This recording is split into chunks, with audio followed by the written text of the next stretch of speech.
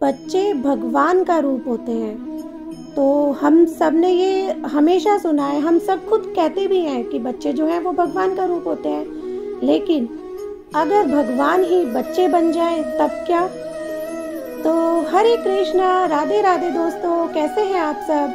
आशा करती हूँ आप सब अच्छे होंगे। तो फ्रेंड्स, आज मैं कर रही थी सेवा और मेरे मन में ये विचार आया कि हम जो है लड्डू गोपाल की सेवा करते हैं, सभी करते हैं, ऑलमोस्ट में भी सभी करते हैं।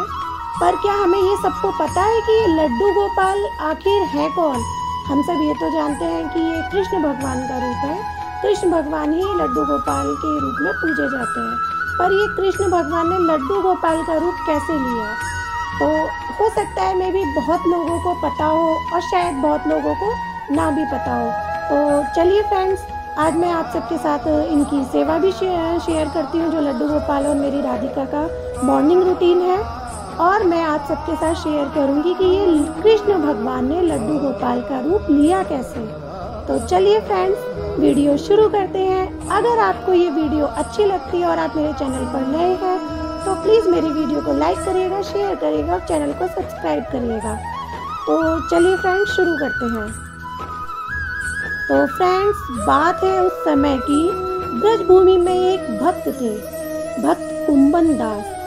कुंभन दास भगवान की आराधना करते थे, दिन रात उनमें खोए रहते थे। वो इतना प्यार करते थे कृष्ण से कि वो कभी भी अपनी जगह छोड़ के बाहर, शहर के बाहर कभी जाते ही नहीं थे, क्योंकि भगवान की सेवा करते थे, उन्हें भोग लगाते थे, उनका दिया बाती आरती करना ये सब करते थे। तो उन्हें लगता था कि मैं दूर चला जाऊंगा तो कैसे होगा, और मैं ये सेवा भी नहीं छोड़ना चाहता हूँ, क्योंकि एक बार अगर हम सेवा में रम जाते हैं तो हमें किसी और बात की चिंता बाद में होती है। सबसे पहले किस बात की चिंता हो जाती है कि अगर ये हो गया तो मैं सेवा कैसे कर पाऊंगी। जैसे मैं आपको एक एग्जांपल दूँ, जैसे मैं बीमार हो जाती हूँ तो मैं बीमार बाद में होती हूँ, मुझे पहले से क्या लगता है कि अरे अगर मैं बीमार हो गई तो मेरे कान्हा की सेवा कैसे होगी, मेरे भगवान को भोग कैसे लगेगा। हालांकि घर में सब हेल्पफुल होते हैं, सब कराते हैं, पर फिर भी एक कहीं ना कहीं कि अपने आप को ना मन कचोटने लगता है कि हम नहीं कर पा रहे हैं। तो ऐसे ही उनको था,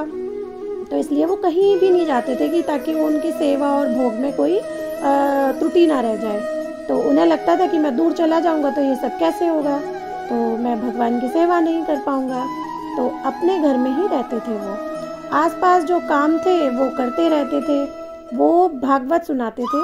तो अब हुआ यूं कि एक दिन वृंदावन से न्योता आया, उन्हें बुलाया गया भागवत कथा के लिए कि भागवत कथा आपको करनी है। तो उन्होंने मना कर दिया कि नहीं, मैं अपने कृष्ण को छोड़ के नहीं जा सकता।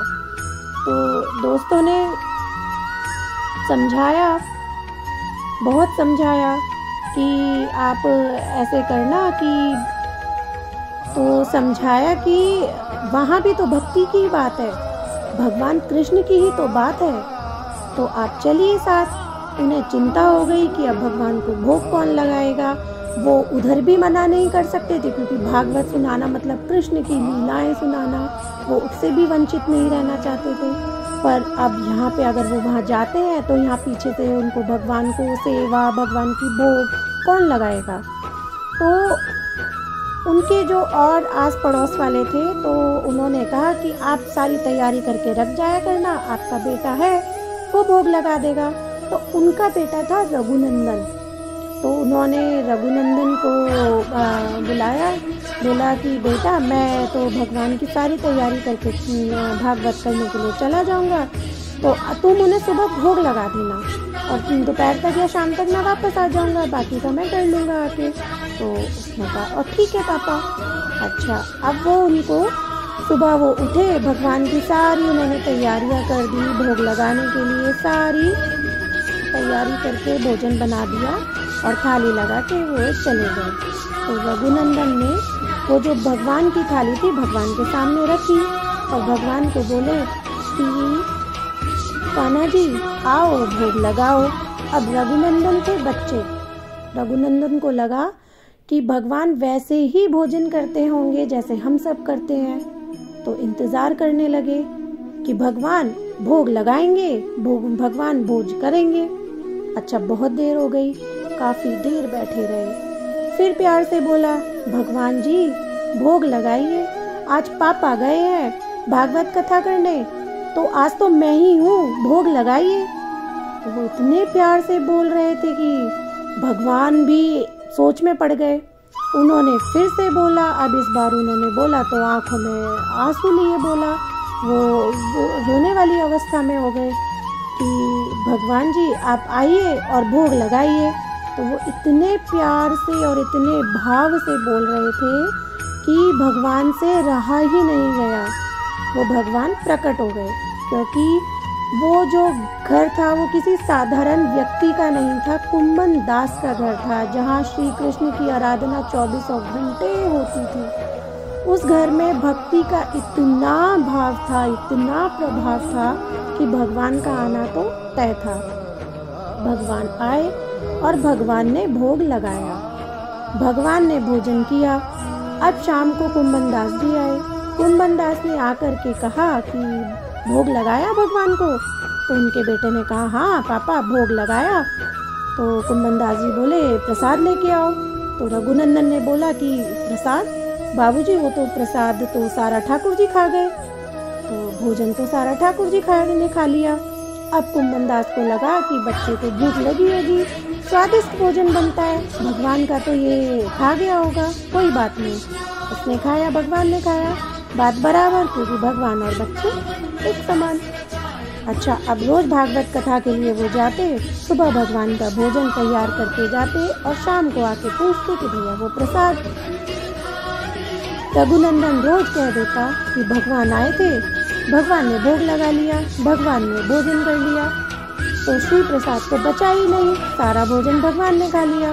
कुम्मन दास को शक हुआ कि ऐसा कैसे हो सकता है, रोज एक ही बात कैसे कर सकता है ये झूठ तो नहीं बोल रहा। इतना सारा भोजन बनाता हूँ, लड्डू बनाता हूँ, पूरी बनाता हूँ, खीर बनाता हूँ, सब्जी बनाता हूँ, इतना सारा भोजन बनाता हूँ, ये सारा रोज खा कैसे जाता है?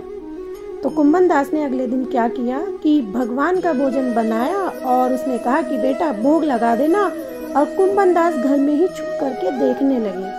तो जब देखने लगे तो क्या देखते हैं, जब रघुनंदन ने भोग लगाया और भगवान को बुलाया कि प्रभु आओ भोग लगाइए, ठाकुर जी आए, बाल रूप में ठाकुर जी आए और ठाकुर जी भोजन करने लगे। जब कुम्मन दास छुप करके ये देख रहे थे तो वो आगे बढ़े भगवान से मिलने के लिए, और जैसे ही वो आगे बढ़े भगवान वहीं पर मूर्त बन गए। अब जब भगवान मूर्त बने तो भगवान की अवस्था ये थी कि उनके एक हाथ में लड्डू और उनके दूसरे हाथ में जो लड्डू था वो खाने के लिए थे उसको, तो वो उसी अवस्था में मूर्त बन गए। तो ये अवस्था थी, उनके हाथ में लड्डू थे और उनको कृष्ण जी को प्यार से गोपाल भी कहते हैं, तो इसीलिए उनको प्यार से लड्डू गोपाल कहने लगे।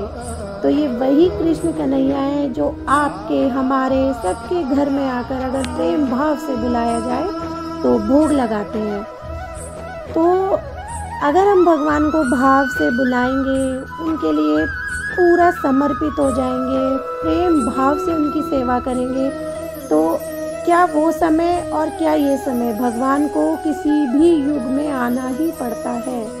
तो ये थी लड्डू गोपाल कैसे अवतरित हुए, या कृष्ण भगवान ने लड्डू गोपाल का स्वरूप कैसे लिया, उसकी कथा, उनकी एक छोटी सी प्यारी सी लीला। तो आशा करती हूँ फ्रेंड्स आपको ये लीला अच्छी लगी होगी। आगे से अब मेरी कोशिश रहेगी कि मैं भगवान का श्रृंगार भी करूँ, मेरे दोनों राधिका और लड्डू गोपाल का श्रृंगार भी हो जाएगा, और ऐसी ही मैं कोई एक लीला आपके साथ शेयर करती रहूँगी। तो प्लीज़ आप सबसे निवेदन है कि आप मेरे चैनल पर मेरे साथ बने रहिएगा। मेरे चैनल पर अगर नए हैं तो प्लीज़ सब्सक्राइब करिएगा, वीडियो अच्छी लगती है तो लाइक करिएगा, शेयर करिएगा और कमेंट्स ज़रूर करिएगा। कमेंट्स में जय जय श्री राधे लिखिएगा। तो हरे कृष्ण, जय जय श्री राधे, जय जय श्री राधे।